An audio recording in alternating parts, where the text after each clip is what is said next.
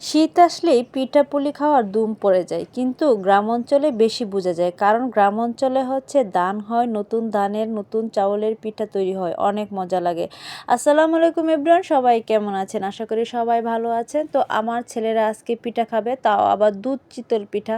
তো কি করব, তাদের আবদার তো পূরণ করতে হবে, তাহলে সরি না হলে তো আর রক্ষা নেই। কি করব এখন বলেন? তো এজন্য হচ্ছে আমি সুন্দর করে হচ্ছে দুধ, নারিকেল, তারপর চিনি আয়োজন করব। এজন্য সব কিছু অ্যারেঞ্জ করলাম। তো এখন সুন্দর করে কুড়িয়ে নিচ্ছি। আর কিছু চাউল হচ্ছে আমি বাপা পিঠা বানানোর জন্য হচ্ছে পাটায় বেটে নিয়েছিলাম, কারণ বেশি ছিল না, না হলে আমি মেশিন থেকে ভাঙিয়ে আনার জন্য পাঠাইতাম। যাই হোক, এখানে আমি নারিকেল আর চিনি সুন্দর করে হচ্ছে বেজে নিচ্ছিলাম, কারণ বাপা পিঠার ভিতরে দিব। এই জন্য আমি ফেসবুকে দেখেছি কিভাবে হচ্ছে কেকের মতো ড্র করে বাপা পিঠা বানানো যায়। তো আমি আজকে এটাকে ট্রাই করব, দেখি হয় কি না। আমি হচ্ছে আর দুধ চিতল পিঠা বানাবো। আমার বাসরে বড় ছেলে আসছে, প্লাস ছোট ছেলে আসছে, তারা আসছে, সবাই একসাথে খাবে। আমার অনেক ভালো লাগে, মেহমান আসলে আমার খুবই ভালো লাগে। আমার বিভিন্ন ধরনের খাবার রান্না করে খাওয়াতে আমার ভীষণ ভালো লাগে মেহমানদেরকে। তো যাই হোক, দেখেন বাপা পিঠাটা কেমন হয়েছে। যাই হোক, কোনো ব্যাপার না। তো এখন আমি দুধ চিতল পিঠা বানাবো, সেই জন্য হচ্ছে আমি একটি পাতিল বসাই দিছি। তারপর হচ্ছে আমি 1 কেজি দুধ দিয়েছি। এই দুধগুলো অনেক ভালো ছিল, কারণ খাঁটি গরুর খাঁটি দুধ, অনেক পিওর দুধ। তো দুধ আমি দিয়েছি, সাথে একটু পানিও দিয়েছি। আমার মেজো ছেলে একটু হচ্ছে জ্ঞান জ্ঞান করতেছিল কেন পানি দিছি, কারণ এই দুধটা না অনেক গাঢ় ছিল, হালকা একটু পানি না দিলে হবে না।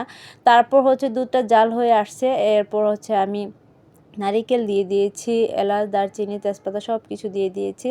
আর হচ্ছে চিতল পিঠা বানানো সম্ভব না, কারণ প্রয়োজনীয় উপকরণ যেমন চালের গুঁড়ি ছিল না আমার, সেজন্য হচ্ছে চিতল পিঠা নিয়ে আসছিলাম বাজার থেকে কিনে। তো সুন্দর করে দুধটা হয়ে উঠছে। এরপর হচ্ছে আমি চিতল পিঠাগুলো এর ভিতরে দিয়ে দেব, কারণ হচ্ছে না দিলে একটু সময় করে হচ্ছে এর রসটা হচ্ছে চিতল পিঠার মধ্যে ঢুকাতে হবে, না হলে ডুববে না।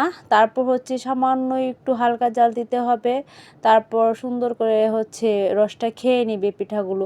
আর এই পিঠাগুলো হচ্ছে একটু দেরি করে খেলে ভালো হয়, ঠান্ডা হলে তবে পরিপূর্ণ স্বাদ পাওয়া যায়। তো আমার ফাইনালি হয়ে গিয়েছে পিঠা। তো আমি সবাইকে এখন খেতে দেব। খুবই সুস্বাদু এবং খুবই মজার ছিল পিঠা। সবাই বলছিল, ছেলেরা খেয়ে অনেক মজা পাইছিল। তো আমার না ছেলেরা, ছেলের বাবা, পরিবার সবাই যে জিনিস খেয়ে তারা হচ্ছে আনন্দ বোধ করে, মজা পায়, আমার কোনো ক্লান্তি লাগে না। তাদেরকে খাওয়াতে, কষ্ট করে করে খাওয়াতে আমার কোনো ক্লান্তি লাগে না, আমার অনেক ভালো লাগে। এগুলো করতে যে কষ্ট, এগুলো কিছু আমার মনেই হয় না। তো এই তো ফাইনাল সবাইকে হচ্ছে আমি পিঠা দেব। তো আজকে এই পর্যন্তই, সবাই ভালো থাকবেন, আল্লাহ হাফেজ।